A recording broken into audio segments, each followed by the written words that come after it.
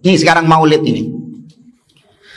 Kita tanya kepada mereka, ya apakah dahulu Nabi SAW, apakah Nabi SAW dahulu menyampaikan ini ataukah tidak?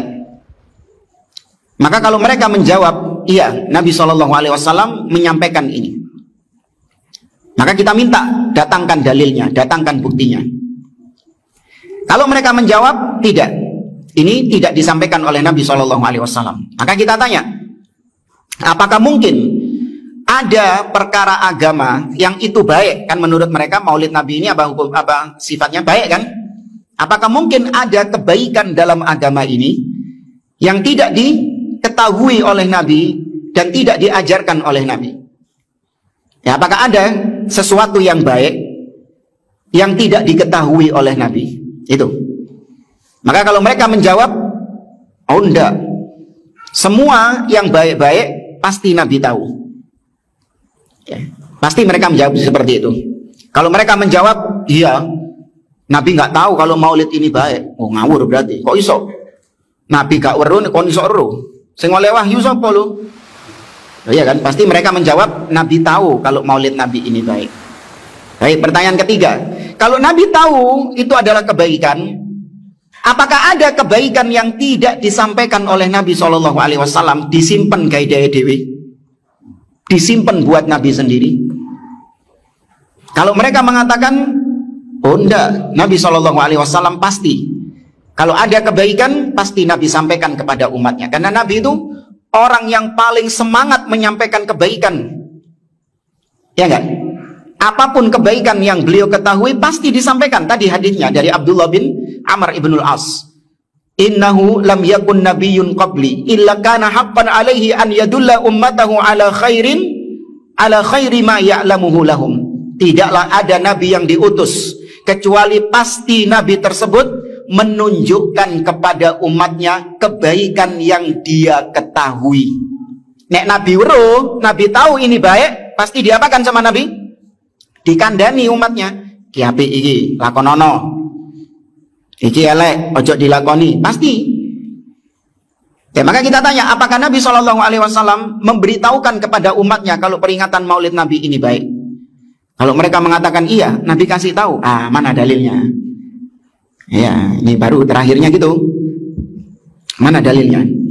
Tapi kalau mereka mengatakan enggak, disimpan di gaya Nabi Dewi. Ya, itu disimpan buat Nabi sendiri, enggak dikei weruh, umatnya enggak dikasih tahu. Ya.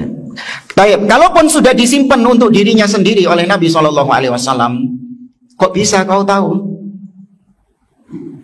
Oh, iya kan? Kok bisa kau tahu? Sedangkan sahabat Abu Bakar, Umar, Utsman, semua sahabat gak weruh. Nah, kon kok iso weruh tuh kon? Ya. Nah, paling nanti ini ujung-ujungnya, iya, saya didatangi sama Nabi lewat mimpi. Nah, itu. Oh, nah, pokoknya. Dan maka mereka hakikatnya menuduh Nabi SAW menyembunyikan agama ini. Dan itu tuduhan keji. Jadi Nabi korupsi ayat. Tapi ketika haji wada, Nabi ngaku-ngaku sudah menyampaikan agama secara sempurna. Seakan-akan Nabi mengatakan, ya Allah, aku sudah menyampaikan agama ini secara sempurna. Padahal ono sing disengidekno ambek Nabi. Tapi Nabi ngakunya agama ini sudah disampaikan secara sempurna. Nah, Allah juga weruh, malah disempurnakan sama Allah Subhanahu wa taala. Harusnya Allah kan tahu, wahai Rasulullah, ada yang belum kau sampaikan. Sampaikan dulu itu. Ya, karena Allah mengatakan dalam surat Al-Maidah juga, ya ayyuhan nabi atau ya ayyuhar rasul balligh ma unzila ilaika mir rabbik wa illam taf'al fama ballaghta risalatah. Wahai Rasul, sampaikan apa yang diwahyukan kepadamu, sampaikan kepada umatmu. Kalau kau tidak menyampaikan satu saja, maka kau dianggap tidak menyampaikan agama secara seluruhnya. Tuh, siji disengidekno, satu disembunyikan sama Nabi, dihukumi sama Allah, semua tidak disampaikan sama Nabi.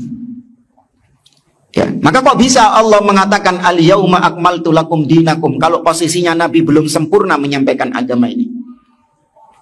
Ya, berarti tadi yang dituduh dua pihak. Nabi dituduh korupsi, Allah dituduh kesusu menurunkan al-yauma akmaltu lakum dinakum. Allah dituduh nggak tahu kalau Nabi ini korupsi ayat. Nah, ini tuduhan yang keji sebenarnya. Ya. Tapi mereka nggak sadar tentang hal itu. Konsekuensi bid'ah sampai sebegitu parahnya mereka nggak sadar.